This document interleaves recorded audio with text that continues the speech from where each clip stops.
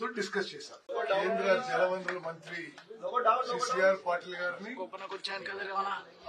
Ministry secretary Debasish Mukherjee గారి తెలంగాణకి సంబంధించిన అనేక ముఖ్యమైన అంశాలు సుదీర్ఘంగా చర్చించడం జరిగింది. మొదటి విషయం, కృష్ణా నదీ జలాలపై తెలంగాణకి అన్యాయం జరుగుతుంది. ఆంధ్రప్రదేశ్ ఎక్కువ నీళ్లు కేంద్ర ప్రభుత్వం వెంటనే జోక్యం చేసుకుని ఏదైతే ఆంధ్రప్రదేశ్ ఎక్కువ నీళ్లు తీసుకుపోతుందో దాన్ని వెంటనే ఆపాలి అని చెప్పి కేంద్ర మంత్రిని, కేంద్ర కార్యదర్శిని మేము డిమాండ్ చేయడం జరిగింది. వాళ్ళు తప్పనిసరిగా జోక్యం చేసుకుంటామని చెప్పి హామీ ఇచ్చారు. నాగార్జున సాగర్ రైట్ కెనాల్ నుంచి మరి ఇప్పుడు వాళ్ళు తీసుకుపోతున్న 10,000 క్యూసెక్ నుంచి 5,000కి తగ్గిస్తామని చెప్పి హామీ ఇచ్చారు. అదేవిధంగా ముచిమరి నుంచి వాళ్ళు తీసుకుపోతున్న నీళ్లు కూడా ఆపిస్తామని చెప్పారు. కృష్ణా నదీ జలాలపై సుదీర్ఘ చర్చ జరిగింది. ముఖ్యమంత్రి గారు, నేను తెలంగాణ రాష్ట్రం విషయంలో, తెలంగాణ రైతుల విషయంలో, కృష్ణా నదీ జలాల విషయంలో తీవ్ర అన్యాయం జరుగుతుంది. తప్పనిసరిగా central government must intervene immediately and forcefully అని డిమాండ్ చేయడం అని మేము చెప్పాం. వాళ్ళు చేస్తామని చెప్పి హామీ ఇవ్వడం జరిగింది. అదేవిధంగా గోదావరి బంకంచెర్ల ఏదైతే లింకు ఆంధ్రప్రదేశ్ ముఖ్యమంత్రి చంద్రబాబు నాయుడు గారు ఏదైతే ప్రపోజల్ పెట్టారో, మరి ఆ ప్రపోజల్ కేంద్ర ప్రభుత్వం ఇప్పటి వరకు ఏమీ చర్యలు తీసుకోలేదు. మేము మా అబ్జెక్షన్ పెట్టినాము. అది కేంద్ర ప్రభుత్వం ఏం చెప్పిందంటే, మాకు ప్రీ ఫీజిబిలిటీ రాలే, డిపిఆర్ రాలే, ఎటువంటి ప్రపోజల్ లేదు, ఇప్పటి వరకు మేమేమి కన్సిడర్ చేయలే, తప్పనిసరిగా మీ అబ్జెక్షన్ మేము పరిగణలోకి తీసుకుంటామని చెప్పి స్పష్టమైన హామీ ఇవ్వడం జరిగింది. అదేవిధంగా కృష్ణా వాటర్స్ డిస్ప్యూట్ ట్రిబ్యునల్ 2 దాంట్లో ఈ 811 టీఎంసీల్లో తెలంగాణకే ఎక్కువ ఇవ్వాలని చెప్పి మరి ఆ కేడబ్ల్యూడి 2ని తొందరగా అది హియరింగ్స్ పూర్తి చేయాలని చెప్పి కూడా కేంద్ర ప్రభుత్వాన్ని అడగడం జరిగింది. అదేవిధంగా పాలమూరు రంగారెడ్డి, సీతారాం సాగర్, సమ్మక్క సారక్కకి నీటి కేటాయింపులు తొందరగా పూర్తి చేయాలని చెప్పి విజ్ఞప్తి చేశాం. తప్పనిసరిగా అది వేగవంతంగా టేకప్ చేస్తామని చెప్పి హామీ ఇవ్వడం జరిగింది.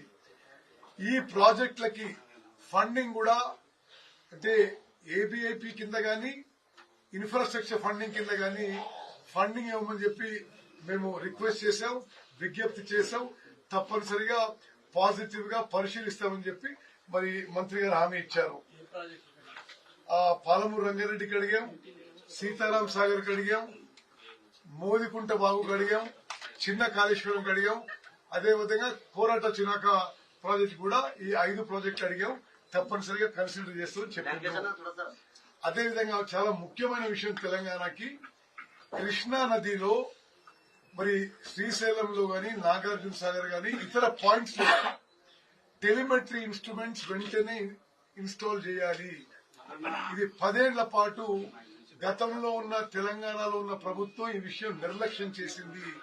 అవసరమైతే తెలంగాణ, ఆంధ్ర ఇద్దరి వాటా ఏదైతే ఖర్చు ఉంటుందో అది మేమే భరిస్తాము.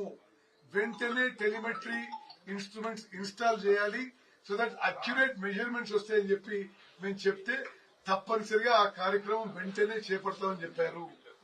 అదేవిధంగా కేంద్ర ప్రభుత్వం యొక్క ఇండియా ఇన్ఫ్రాస్ట్రక్చర్ ఫండ్ నుంచి తెలంగాణకి 50-year లోన్ విత్ 0 ఇంట్రెస్ట్, దాని కింద తెలంగాణకి ఇరిగేషన్ ప్రాజెక్ట్స్ కి ఫండింగ్ మేము ఫైనాన్స్ మినిస్ట్రీ అప్రోచ్ అవుతున్నాం.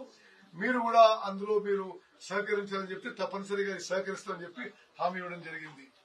అదేవిధంగా NDSA, national dam safety authority, Medigadda ఆ ఇతర 2 బ్యారేజీల కొలాప్స్ పై అయితే ఎంక్వైరీ ఇన్వెస్టిగేషన్ జరుగుతుందో అది తొందరగా మాకు రిపోర్ట్ ఇవ్వండి.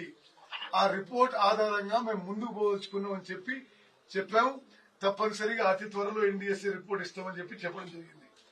మరి తెలంగాణ యొక్క మరి జలవనరుల విషయంలో ముఖ్యమంత్రి గారు, నేను చాలా గట్టిగా మా వాదన కేంద్ర ప్రభుత్వం దగ్గర వినిపించినాము. వాళ్ళు స్పష్టమైన హామీ ఇచ్చిండ్రు. తప్పనిసరిగా కేంద్ర ప్రభుత్వం తెలంగాణ ఇంట్రెస్ట్ కాపాడుతున్న విశ్వాసంతో మేము ఉన్నాం. కృష్ణా వాటర్ రెండు, ఒకటి టెంపరీ ఇప్పుడు రైట్ నౌ, అది ఇమ్మీడియట్ గా మరి రోజువారీగా కేంద్ర ప్రభుత్వం జోక్యం చేసుకుంటామని చెప్పి హామీ ఇచ్చారు. రెండోది లాంగ్ టర్మ్, ఇది కృష్ణా వాటర్స్ డిస్ప్యూట్ ట్రిబ్యునల్ 2, ఇది బ్రిజేష్ ట్రిబ్యునల్, అది హియరింగ్స్ తొందరగా చేయించి